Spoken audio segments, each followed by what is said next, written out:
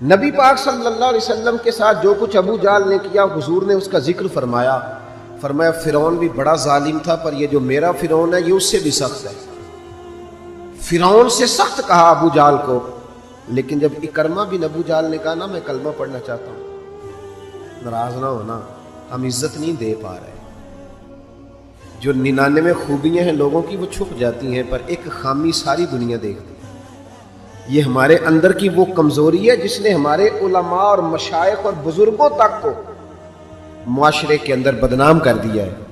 ہم نے وہ ایک خامی تو دیکھی، پر اس شخص کی ساری زندگی کی خوبیاں چھوڑ دی۔ تیری نظر ایک خامی پہ گئی ہے، اس کا مطلب ہے تیرا اس مکھی سے تعلق ہے جو صرف گند پہ بیٹھتی ہے، پھول اسے نظر ہی نہیں آتا۔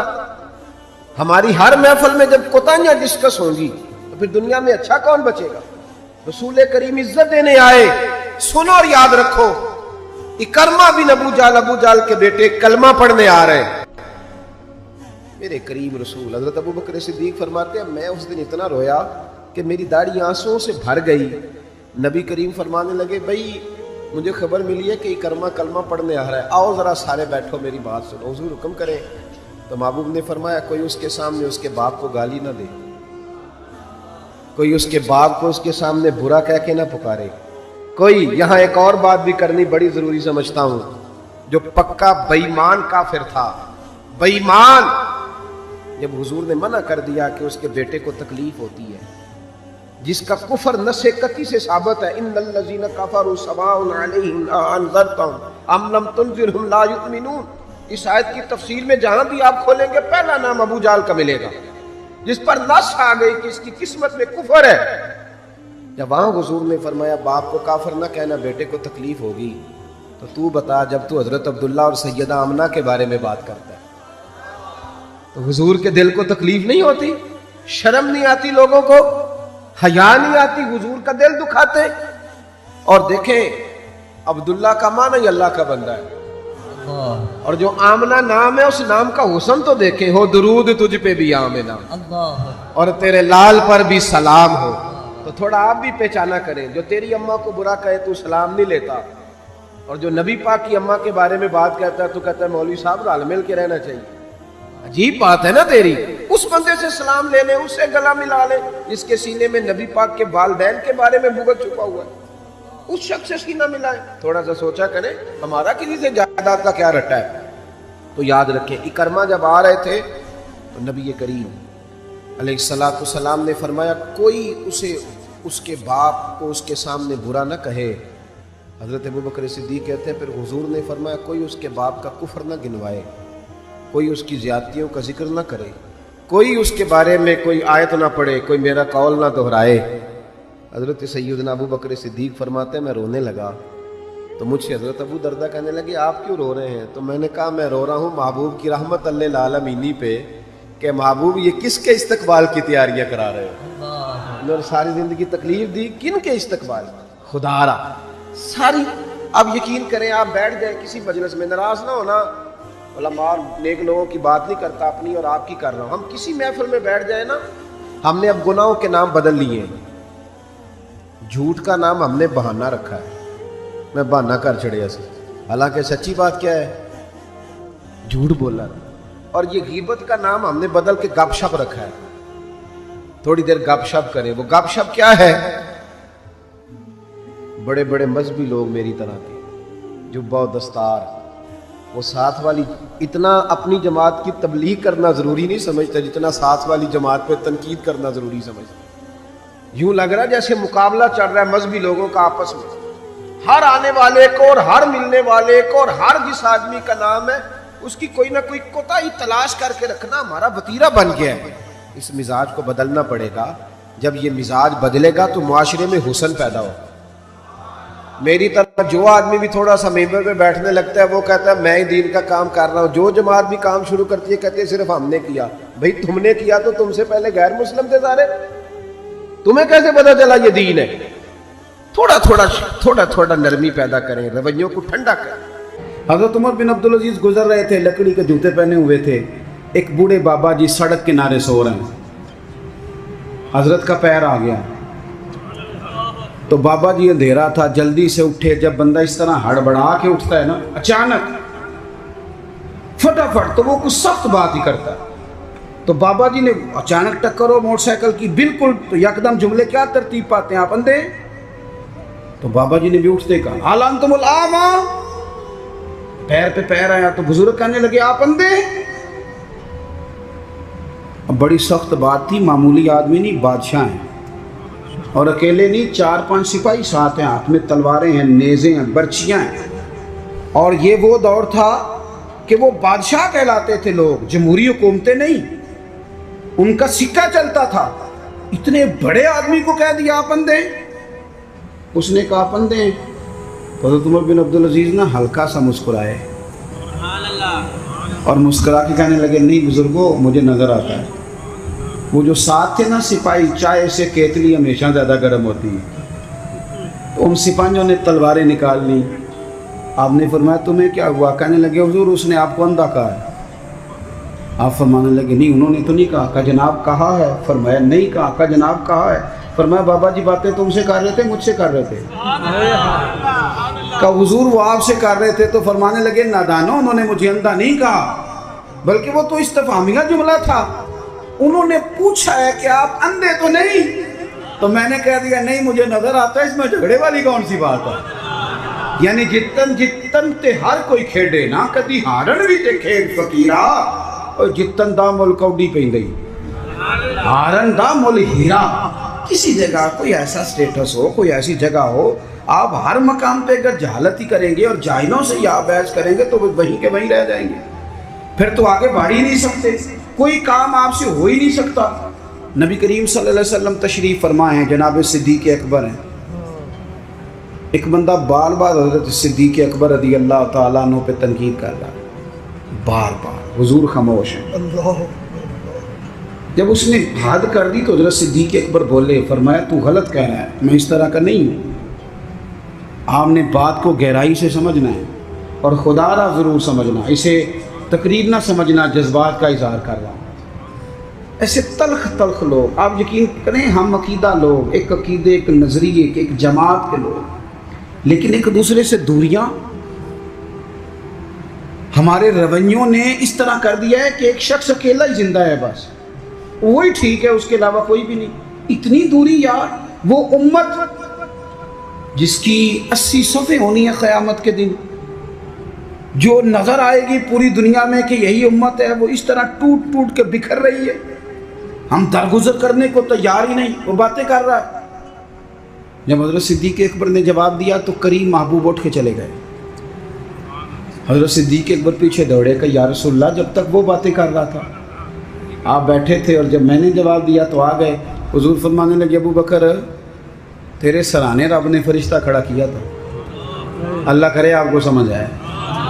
تیرے سرانے فرشتہ تھا، جب وہ بولتا تھا تو تیری طرف سے فرشتہ جواب دیتا تھا. فرشتہ بول رہا تھا جبھی تو میں بھی چپ تھا، فرشتہ تیری طرف سے جواب دے رہا تھا. اور فرمایا جب تو بولا ہے تو فرشتہ چلا گیا تو میں بھی اٹھ کے آ گیا. دیکھیں ہم کوئی لوارث نہیں، خدا رسول والے ہیں. ایسا نہیں ہے کہ کہیں چپ کر دیں گے تو ہمارا وارث کوئی نہیں. آپ نہ کسی مقام پہ اپنوں کے مقابلے میں تو کہیں خاموشی اختیار کریں، آپ کہیں اپنوں کے بارے میں تو درگزر کریں. امام اعظم ابو حنیفہ رحمۃ اللہ علیہ، آپ کے والد صاحب کا انتقال ہو گیا. 3 دن تعزیت کے لیے بیٹھے، باہر نکلے، چوک میں آئے. ایک بندہ آپ کا حاسد تھا، مخالف تھا، اور سارا علاقہ جانتا تھا کہ آپ کا مخالف ہے. جب آپ باہر نکلے نا تو بہت سارے لوگ تھے چوک میں، وہ بھی سامنے سے آیا. السلام علیکم کے بعد کہنے لگا، توجہ کرنا بات پہ، کہنے لگا ابو حنیفہ سنا ہے آپ کے والد فوت ہو گئے. سب جانتے ہیں مخالف ہے، حاسد ہے، اور حسد کی وجہ سے مخالف ہے، سب کو پتہ ہے. اور حسد بڑی بری چیز ہے. ومن شر حاسد اذا حسد، اس کے شر سے اللہ ہم سب کو محفوظ فرمائے. یہ شریر کام ہوتا ہے. آپ کھڑے ہیں، کہتے سنے تیرے ابا انتقال کر گئے. فرمایا ہاں. کہنے لگا اپنی ماں کا نکاح میرے ساتھ کر دو. یارو کہہ دیتے ہیں لوگ بڑی بڑی باتیں، کبھی دیکھو تو صحیح، بڑا کچھ کہہ دیں، چلو سامنے نہیں تو پیٹھ کے پیچھے کہہ دیتے ہیں. لوگ بڑی بڑی چیزوں پہ طنز کرتے ہیں، ایسا جملہ کستے ہیں کہ وہ انسان کی نیند میں سوراخ کر دیتا ہے، سوتا نہیں انسان۔ اماں کا نکاح میرے ساتھ کر دو، جملہ سخت تھا پر بات تو شرعی تھی نا، غیر شرعی تو نہیں تھی۔ تو امام صاحب کے ساتھ جو شاگرد تھے، عقیدت مند تھے، ارادت مند تھے، انہوں نے تلواریں نیام سے نکالنی، فرمایا چپ کر جاؤ بھائی، ہم کو لوارث ہیں، چپ تو کرو نا یار، کہیں سہنا تو سیکھو، کہیں برداشت تو کرو، کئی کچھ تمہیں لوگ کہیں گے، کس کس کو راضی کرو گے؟ حضرت امام صاحب رحمۃ اللہ علیہ نے ساری ہمت سمیٹی، آنسو جو چمکے تو ان کو بھی دامن میں سمیٹ لیا، ہمت جمع کر کے کہنے لگے میاں تم نے کہا ہے میں اپنی ماں کا نکاح تیرے ساتھ کر لوں تو عدت گزر لینے دے، میں تیرا نام لے کے اماں سے بات کروں گا، اگر وہ تیرے ساتھ نکاح کرنا چاہے تو مجھے اعتراض کوئی نہیں۔ اوئے ہوئے ہوئے، دل دریا سمندروں ہی ڈونگے، کون دلاں دیاں جانے، دل تو ٹوٹ گیا نا، بکھر کیا دیتے ہیں یار۔ کئی دفعہ جس نے 40 سال بھی قرآن پڑھایا ہو، مسجد نے ڈیوٹی کی ہو، اس شخص کو بھی کئی دفعہ لوگ مسجد کے دروازے پہ کھڑے کر کے بات کر دیتے، بڑی تکلیف ہوتی، بڑی تکلیف ہوتی ہے بعض اوقات۔ بڑے بڑے لوگوں کو لوگ کیا گزرتے، حضرت امام صاحب فرمانے لگے عدت بیت لینے دے، تیرا نام لے کے بات کروں گا، تیرے ساتھ نکاح کرنا چاہے تو مجھے اعتراض کوئی نہیں۔ یہ کہہ کے اپنے دوستوں کے بازو تھامے اگلے چوک میں گئے، وہ بندہ دھڑام سے زمین پہ گرا، اعتراض دھڑام سے گرا، روح پرواز کر گئی۔ لوگ کہنے لگے حضور اسے کیا ہوا؟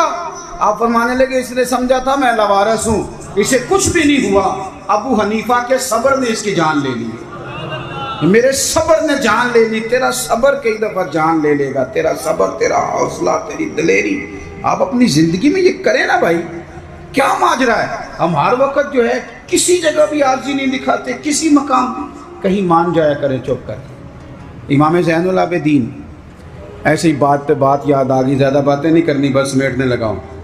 امام زین العابدین مسجد نبوی سے نکلے، جس مسجد کی اصل وارث امام زین العابدین، مسجد شریفہ سے نکلے تو ایک بندہ پیچھے ہو لیا، بادشاہ نے پیسے دیے، معاذ اللہ وہ امام صاحب کو برا بھلا کہہ رہا ہے۔ یہ مزہ ہے، کبھی اسے لے کے تو دیکھیں، یہ بھی ایک مزہ ہے، یہ بھی ایک سرور ہے کہ آپ کو برا کہے آپ برداشت کر رہے ہیں، لیکن شرط یہ ہے کہ آپ مخلص ہوں۔ قرآن کہتا ہے یجاہدون فی سبیل اللہ ولا یخافون لومۃ لائم ذالک فضل اللہ۔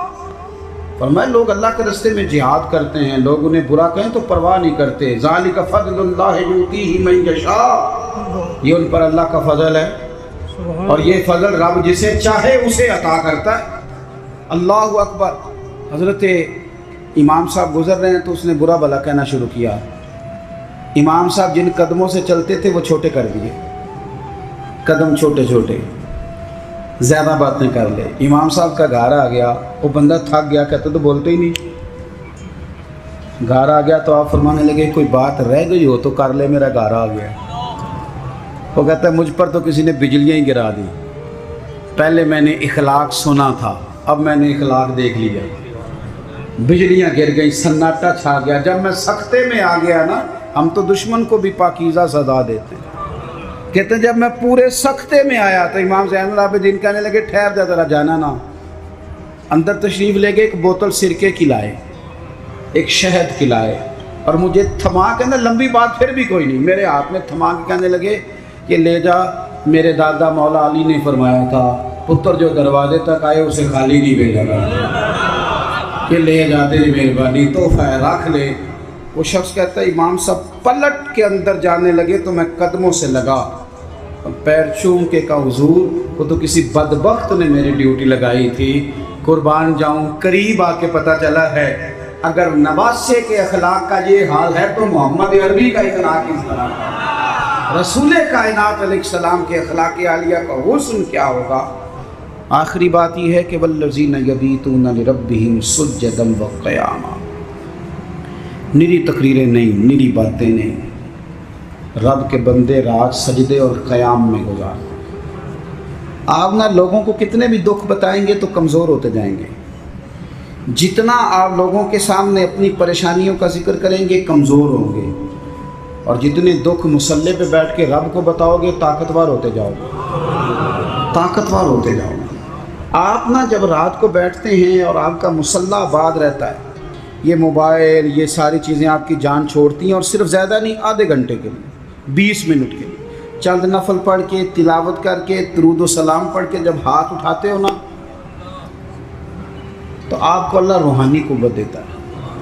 یہ جو سجدے کا نور ہوتا ہے یہ بندے کو طاقتور کرتا ہے۔